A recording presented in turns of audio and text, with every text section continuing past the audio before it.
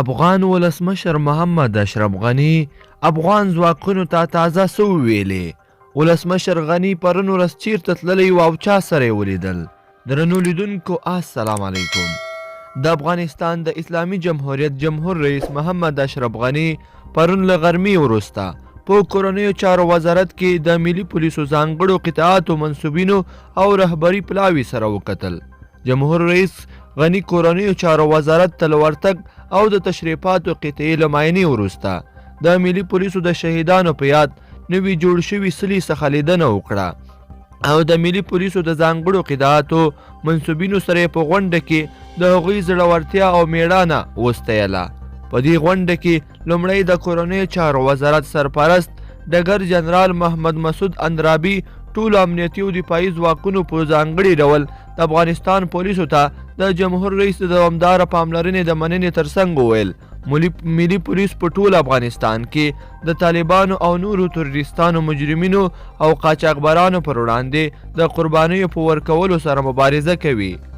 جمهور رئیس غني وویل زه دلته د ملي پولیسو د شهیدانو په یاد جوړ شوي سلې ته د درناوي کولو لپاره راغلی یم. هغه زیاته کړه د ازادۍ وینه د شهیدانو په وینه خړوبیږي او دا د دې خاورې اتل شهیدان دي چې د ازادۍ خپلواکۍ او زموږ د ماشومانو د راتلونکي لپاره خپل ځانونه قرباني کړي.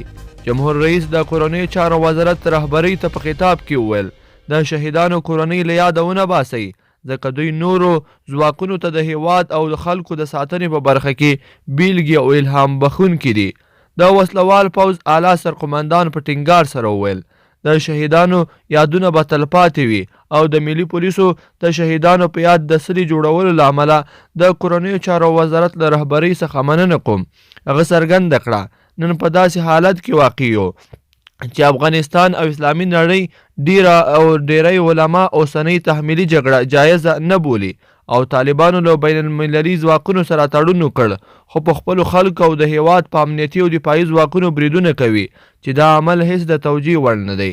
جمهور رئیس غني له فعال دفاعي حالت څخه تعرضي حالت ته د هیواد د امنیتي او دفاعي ځواکونو د راوستلو لامل په کابل، پکتیا، ننګرهار او فاریاب ولایتونو کې وروستي تروریستي بریدونه وبلل او زیاته یې کړله.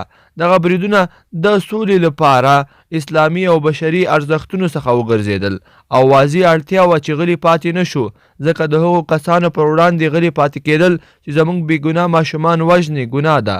جمهور رئیس وویل ویاړم چې د وسلوال پوځ اعلی سرقمندان یم. د خپلې وینې تر وروستۍ څاڅکې به له تاسو سره ولاړ یم. امنیتي او دفاعي ځواکونه زموږ د سر تاج دي او پر هغوی هیڅ ډول معامله نه کیږي.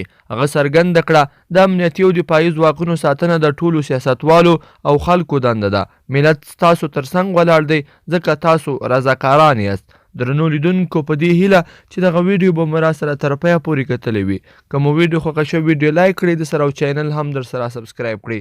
تر بلې ویډیو پورې ښه وخت.